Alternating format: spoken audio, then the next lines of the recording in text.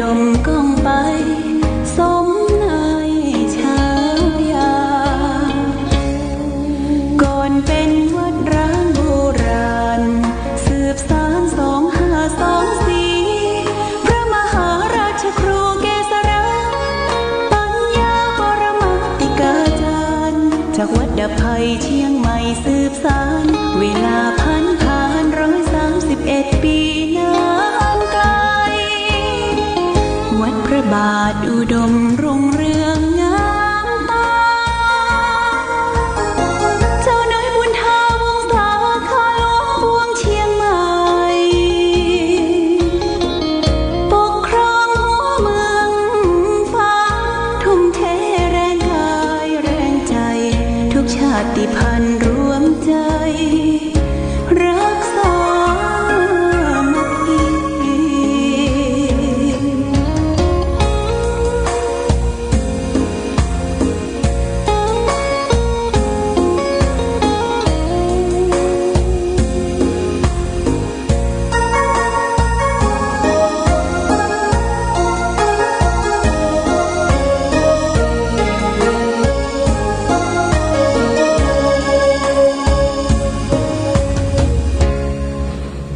เป็นวัดร้างโบราณสืบสาน2524พระมหาราชครูเกษราปัญญาปรมาติกาจารย์จากวัดดับภัยเชียงใหม่สืบสานเวลาผ่าน131 ปีนานไกลวัดพระบาทอุดมรุ่งเรืองงามตา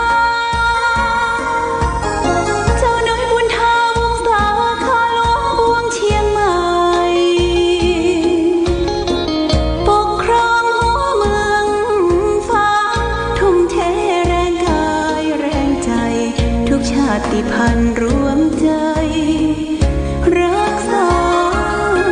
มัคคี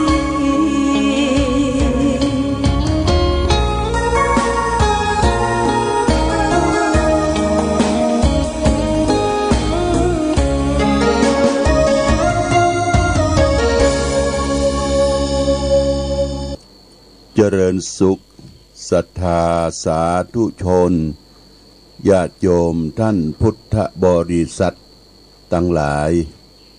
วันนี้รายการธรรมประทีปส่องต่างก็ได้มาพบปะกับพ่อแม่พี่น้องศรัทธาสาธุชนญาติโยมแห่งครั้งหนึ่งวันนี้เป็นวันเสาร์ที่29เดือนพฤษภาคมพุทธศักราช2564ซึ่งตรงกับเดือน9เหนือเดือน7ใต้แรม3ค่ำญาติโยมนะวันนี้วันเสาร์วันหยุดการหยุดงานของราชการบ้านเมืองวันพรุ่งนี้ก็เป็นวันติดเป็นวันที่30วันสุดท้ายของสัปดาห์เดือนพฤษภาคมก็ญาติโยมวันเวลามันเคลื่อนไปมันบ่เกยท่าไผเรือเมล์และรถไฟมันก็ต้องออกไปตามกาลและเวลาถ้าเฮาอย่างแยะอย่างอืดอาดชักช้าเวลานี่มันบ่คอยท่าเพราะฉะนั้นเธอเร่งรีบทำเสียแต่โอกาสเวลาปัจจุบันเวลานี้บัดนี้เฮาจะไปรอวันพุกวันฮือวันนั้นนี่ทำเนี่ยมันเวลามันเกินเอาสรรพสิ่งเข้าไปญาติโยมคำว่าเกินสรรพสิ่งเข้าไปก็มันเกินไปเวลามันจะเป็นอดีตผ่านพ้นไปเนี่ยญาติโยมสิ้นเดือนของใกล้จะสิ้นเดือนของเดือนพฤษภาคมเดือนมิถุนายนก็เริ่มเข้าหน้าฝนอย่างเต็มที่เข้ามาเมื่อตะวาก็ฝนดังเมืองฝางเขาก็ตกลงมาตลอดทั้งวันเป็นบางที่บางแห่งพี่น้องศรัทธาญาติโยมบ้านไก่ๆก็บอกว่าโอ้ฝนตกเนอะหลวงพ่อตะวาเนี่ยตังจอมตองตังเวียงป่าเป้าละปูนบอกว่าฝนตก เมื่อคืนที่แล้วก็ได้มาพบปะออกรายการพบกับญาติโยมท่านสาธุชนพร้อมโดยเอาธรรมะมาเทศนาชื่อว่าธรรมพหุปการะกถาก็คือพระธรรมที่เกิดความสมานสมัคคีปรองดองรักใคร่กันใน3 สถาบันคือชาติศาสนาและพระมหากษัตริย์เราก็ได้ฟังกันเมื่อคืนที่แล้วไปเป็นที่เรียบร้อยเดือนมิถุนายนนี่ญาติโยมนะก็เป็นเดือนเก้าแรม7 ค่ำวันที่2ทางเทศบาลตำบลเวียงฝางพร้อมโดยชุมชนพระนางสำผิวแล้วก็ศรัทธาญาติโยมในเขตอำเภอฝางเฮาก็จะได้ร่วมประกอบพิธีโดยมีคณะศรัทธาวัดพระบาทอุดมเป็นหลักเป็นประธานก็คือพิธีไหว้สาสักการะบูชาดวงวิญญาณพระเจ้าฝางพระนางสามผิวเรียกว่าบวงสรวงถวายเครื่องเส้นเครื่องไหว้หมากสุ่มหมากเบงข้าวน้ำปัจจัยผลหมากรากไม้ที่เกิดขึ้นตามท้องถิ่นในเวลานี้เขาก็ได้ทำเป็นประจำทุกปีนะญาติโยมนะที่บริเวณน้ำบ่อสวาอนุสาวรีย์พระเจ้าฝางพระนางสามผิวก็เริ่มตั้งแต่8 โมงเช้าเป็นต้นไปที่ลานอนุสาวรีย์พระเจ้าฝางก็จะมีกำหนดการ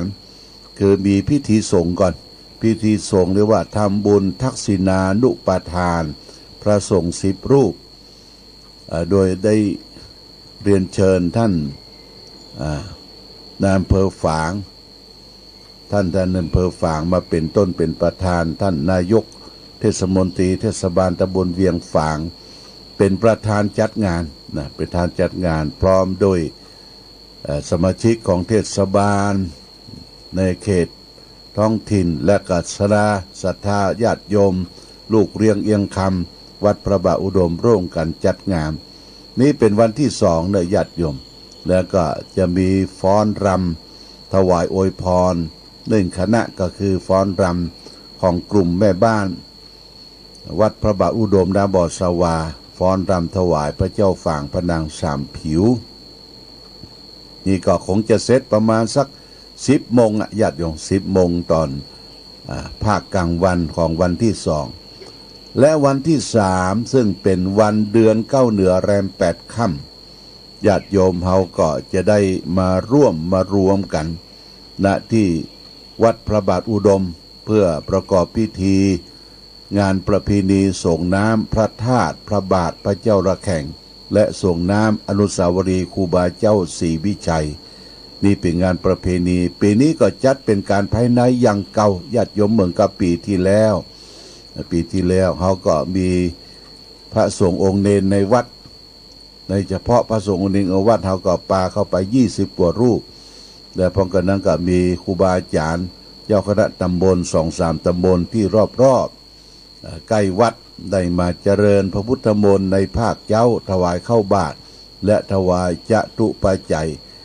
ทายทานแด่พระสงฆ์สามเณรและเข้ากับเข้าห่อจำนวน39 รูป39 ตนทั้งพระทั้งเณรทั้งทุเจ้าทั้งนอกวัดในวัด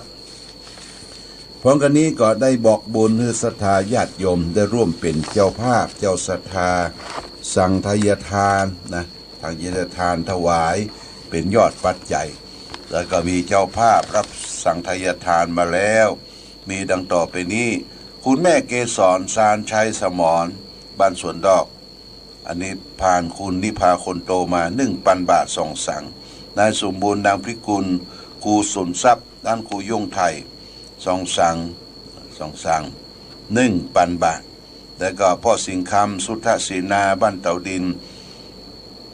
1 สั่ง500 บาทแม่เกวียนสุทธศีนาบ้านเต่าดิน1 สั่ง500 บาทนายประนพสุทธศีนาบ้านเต่าดิน1 สั่ง500 บาทนางสายใจหานตระกูลบ้านหนองตุ้ม1 สั่ง500 บาทนางวัฒนาพรกิติกุลหลังโลตัสฝาง1 สั่ง500 บาทพ่อนายประนพ พ่อนานประทุมวงเต็งบ้านเต่าดิน1 สัง500 บาทแม่สมควรดงดังบ้านสวนดอก1 สัง500 บาทแม่สีดาจันทวีบ้านหนองเอิง1 สัง500 บาทแม่จันทาเหลืองสุวรรณสวนดอก1 สัง500 บาทแม่คำน้อยสุปัญญาสวนดอก1 สัง500 บาทคุณจักรพันธ์นางสาวนีการเกตสวนดอก1 สัง500 บาทแม่อุเรือนสุพันธ์สวนดอก1 สัง500 บาทนางประกายพันธ์อุบเงินดุทิศหึ่งกระปุหลวงบุญธรรมเจบุญเรือง1 สัง500 บาทนางประกายพันธ์อุบเงินอุทิศหึ่งแก่แม่สาวอุบเงิน1 สัง500 บาทนางสุวรรณันท์อุบเงินถวายไว้ภายหน้าแม่สุวรรณันท์อุบเงิน1 สัง500 บาทแล้วก็ติดตามมาโดยพ่อสีนวลติดตามมาโดยแม่ผ่องศรีเดชะบ้านเด่นชัยประการ1 สัง500 บาทคุณระพีพันธ์เครือโยเจหลัน1 สัง500 บาทแม่ชีวันธนีอิ่มรัตนรักษ์สำนักปฏิบัติธรรมวัดพระบาทอุดม1 สัง500 บาท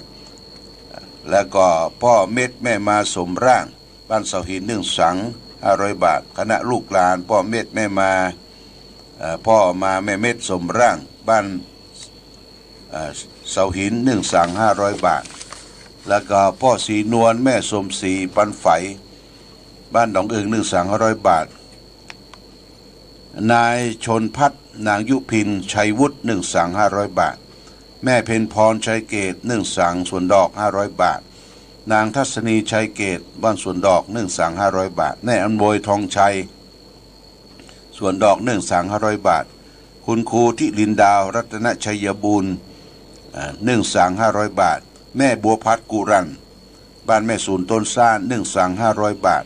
พ่อหมออินทร์แม่จงดีเชื้อกันทาบ้านสันทรายของน้อย1 สัง500 บาทแม่ดาคำพีระเต่าดิน1 สัง500 บาทนายจำรองดังบังออนคำพีละบ้านเต่าดิน1 สัง500 บาทนายสงวนนางอุไรปัญญาแก้วบ้านเต่าดิน1 สัง500 บาทและแม่ลำดวนคำพีละบ้านเต่าดิน1 สัง500 บาทต้องขออนุโมทนาขอบคุณญาติโยมท่านสาธุชนทุกท่านได้ร่วมด้วยช่วยกันในงานประเพณีส่งน้ำพระธาตุพระบาทพระเจ้าละแข่งอนุสาวรีย์ครูบาเจ้าศรีวิจัยของวัดพระบาทอุดมน้ำบ่อสวาปีนี้ก็ทำเป็นการภายในเช่นเดียวกันบ่อึกทึกคุกคมแต่ประการใดญาติโยมทำแบบง่ายๆป้องกันโควิด -19 มีแมตมีอย่างปิดหน้าปิดตาทำบุญร่วมกันเป็นการแสดงออกซึ่งความจงรักภักดีต่ออนุสาวรีย์พระเจ้าฝางพระนางสามผิวโดยและงานประเพณีโดยจึงขอขอบคุณท่านทั้งหลายที่ได้ให้ความร่วมไม้ร่วมมือได้ถวายภัตตาหารเจ้าสังหารเจ้าและก็จตุปัจจัยทายทานแด่พระสงฆ์และก็สำคัญกับพิธีบวงสรวงนี่พระสงฆ์จำนวน10 รูปนี่ทางเทศบาลเทศมนตรีคุณธานิชกมลรัตนาก็เป็นเจ้าภาพได้เรียนเชิญท่านชัชวาลปัญญาท่านอำเภอฝางมาเป็นประธานในการถวายดอกไม้ธูปเทียนเครื่องบูชาสักการะดวงวิญญาณพระเจ้าฝางพระนางสามผิวในวันที่2โดยจึงขอขอบคุณทุกท่านมาณโอกาสนี้วันนี้จะเอาธรรมะมาฝากคือแก่ศรัทธาญาติโยมก็คือธรรมะทางสุขใจเรื่องกำไรของชีวิตนี่ญาติโยมกำไรของชีวิตนั้นเป็นจะใดเพิ่งก็บอกว่าเรื่องกรรมเป็นเรื่องใหญ่ที่สุดในชีวิตเราพระพุทธศาสนารับรองเรื่องของกรรมไว้ว่าทำดีได้ดีทำชั่วได้ชั่วกรรมเป็นสิ่งที่ทรงพลังอาจจะบันดาลผลให้แก่ชีวิตทุกชีวิตโดยยุติธรรมไม่มีการยอมให้อภิสิทธิ์แก่ผู้ใดไม่นิยมลัทธิลูบหน้าปะจมูกไม่ถือหลักการประจบสพหรือแบบพักชีโรยหน้าว่าเป็นความดีและบัตรเป็นทาสน้ำเงินของผู้ใด ความชั่วเป็นสิ่งที่ไม่ควรทำแต่ความดีสำเร็จด้วยการทำอู้กันง่ายๆว่าความชั่วเป็นสิ่งที่ต้องเว้นความดีเป็นสิ่งที่ต้องทำจึงจะสำเร็จประโยชน์อันว่าผลกรรมนั้นเราจะมาดูกันเพียงวัตถุภายนอกเท่านั้นไม่อาจจะเห็นได้ชัดถนัดถือเอาเป็นสิ่งที่แน่นอนไม่ได้ทำดีอาจจะต้องเสียทางวัตถุทำชั่วอาจจะได้มาซึ่งทรัพย์สินเงินทองทำความดีอาจจะต้องได้รับความสะเทือนใจและสลดสังเวชทำความชั่วอาจจะได้รับความสดชื่นโสมนัสแต่ถ้าดูซึ้งถึงผลได้ผลเสียทางจิตใจแล้วมีความแน่นอนไม่แปรผันก็คือทำความดีก็ได้ความดีไปทำความชั่วก็ได้รอยบาปเป็นมลทินด่างพร้อยแก่ชีวิตไปเท่านานแสนนานผู้คนใดใครก็ตามที่ผู้รู้ชอบแล้วละเว้นจากการบาปทำความชั่วได้นับว่าได้กำไรของชีวิตอย่างสูงความตายอาจจะฆ่าสังขารร่างกายของเราให้สูญสลายดับไปแต่ทำลายคุณงามความดีของจิตใจของเขาไม่ได้เป็นอันขาดปาปานังอการนังสุขขังการไม่ทำบาปทั้งมวลเป็นความสุขนี่เป็นพุทธภาษิตจากธรรมบทคุตตกานิกายฝากไว้เป็นข้อคิดญาติโยมว่าทำดีย่อมได้ดีทำชั่วย่อมได้ชั่วบางคนมันมีภาษิตที่ตั้งขึ้นว่าทำดีได้ดีมีที่ไหนทำชั่วได้ดีมีถมไปอันนี้เราไปมองกันตื้นมองกันภายนอกว่าทำชั่วได้ดีทำชั่วได้ดีนะเราก็ไปมองว่ามันทำความชั่วแท้มันอย่างมาร่ำมารวยนะมีรถยนต์2 3 4 5คันมีตึกรามบ้านช่องอยู่ในโลกสังคมมีอำนาจวาสนาเราไปมองผิวเผินนะญาติโยมมองภายนอกถ้าเราเจาะลึกลงเข้าไปในภายในคนเราเรื่องของจิตใจเนี่ยเป็นเรื่องสำคัญจิตเป็นนายกายเป็นบ่าวกายเป็นคนรับใจคนเราจะดีจะชั่วมันอยู่ที่ใจญาติโยมมันอยู่ที่ใจบางคนเนี่ยทุกสิ่งทุกอย่างเพียบพร้อมไปหมดแต่ใจบดีใจหิ้นใจป๊อดใจสกปรกโลกลุงลังมีโลภโกรธหลงเต็มเปี่ยมนะญาติโยมนะแต่บางคนเนี่ยบะลอบะเหลาบะสวยบะงามแต่จิตใจเปิ้นงามโบราณเปิ้งว่าข้างนอกครุขะข้างในสุขใสตะติ้งหนงแต่บางคนข้างนอกสุขใสข้างในครุขะเนี่ยญาติโยมนะเมืองกับบะเดียเกี้ยงเนี่ยนะบะเดียเกี้ยงบะเดียนี่มันเป็นอาหารของนกของอย่างต่างๆลูกมะเดื่อข้างนอกสดใสนะญาติโยมข้างนอกสดใสแดงปะลึงแต่เฮาไปพอข้างในมีแมงวีเนอะแมงวีแมงอย่างเขาอยู่ตั้งในคนเฮามองภาพลักษณ์แต่ภายนอกนะมันมองบ่ได้ญาติโยมคนจะดีจะชั่วจะอย่างใดเฮาต้องพอไปเมินนานมันยังบ่ออกลายเด้อโลถ้าออกลายเมื่อใดเฮานึกว่ามันเน็ตมันดีออกลายมาเอาละญาติโยมนะทีนี้คนเฮาจะดีจะชั่วมันอยู่ที่ตัวเราทำทางกายทางวาจาทางจิตใจเนี่ยมันประกอบไปด้วยกายวาจาใจนะไม่ใช่เพราะเฉพาะกายมันรวมไปถึงวาจาก็รวมถึงใจตัวนะใจตัวเพราะว่าใจนี่เป็นประธานใจเป็นใหญ่เพราะว่าใจดีใจพระพุทธใจบริสุทธิ์ใจพระธรรมใจงามใจพระสงฆ์พระพุทธช่วยนำพระธรรมช่วยแต่งพระสงฆ์เป็นแหล่งสร้างสมแห่งคุณงามความดีเนี่ยญาติโยมเฮาวัดกันที่ใจคนจะดีจะชั่วอยู่ที่ใจเฮาจะฝึกกันกับฝึกที่ใจเนี่ยญาติโยมอย่างคำสโลแกนของนักพัฒนาแผ่นดินธรรมแผ่นดินทองเปิ้นกล่าวไว้ว่าอย่าปลูกพืชให้เตรียมดินจะทำกินให้เตรียมอาหาร อย่าพัฒนาการให้เตรียมคนอย่าพัฒนาคนให้พัฒนาที่จิตใจแต่จะไปพัฒนาผู้ใดไผต้องพัฒนาตัวเราก่อนพัฒนาคืออย่างญาติโยมทำสิ่งที่เรามีอยู่เนี่ยดีขึ้น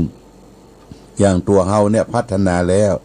คำว่าพัฒนาก็คือทำสิ่งที่เฮามันมีเนี่ยดีขึ้นอย่างเช่นว่าหน้าตาเฮามันแก่มันซบมันเซาไป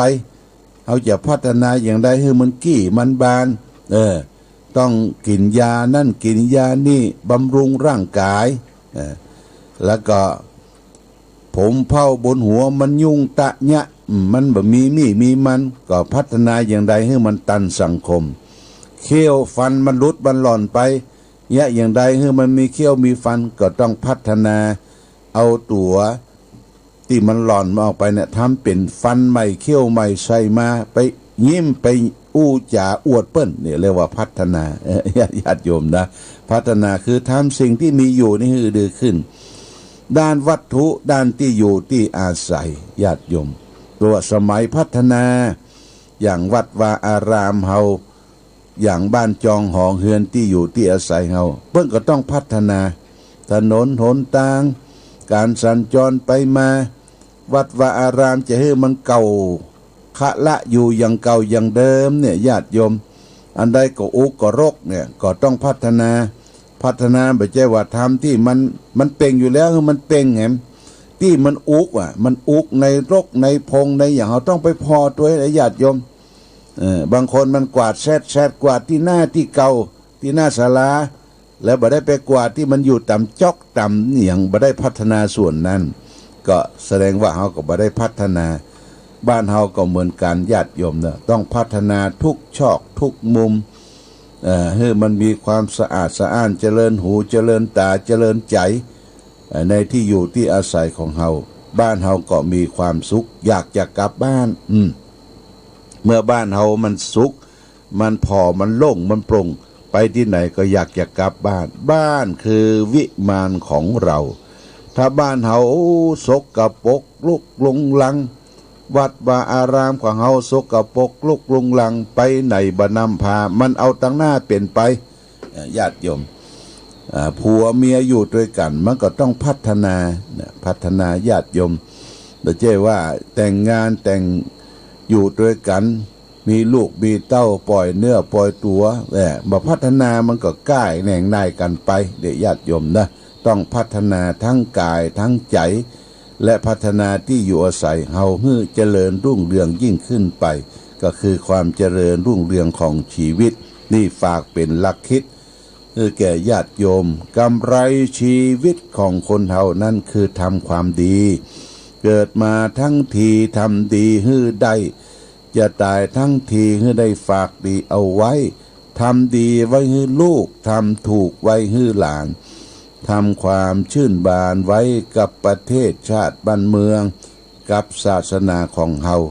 นี่เป็นสิ่งที่เราเกิดมาจะต้องทำความดีอยู่ที่ไหนก็ทำความดีได้อยู่บ้านอยู่จองอยู่ในตลาดอยู่ตามถนนหนทางไปพบอันใดที่มันกีดมันขวางเวลาเดินทางกลัวคนอื่นมาต้องมาทิ่มมาต่ำเอาเขาก็เก็บสิ่งเหล่านั้นขว้างทิ้งไปเป็นเศษแก้วเศษขยะเศษไม้เศษตอกนี่ก็คือการทำความดีได้ไปหันของเปิ้นมันตกมันหาย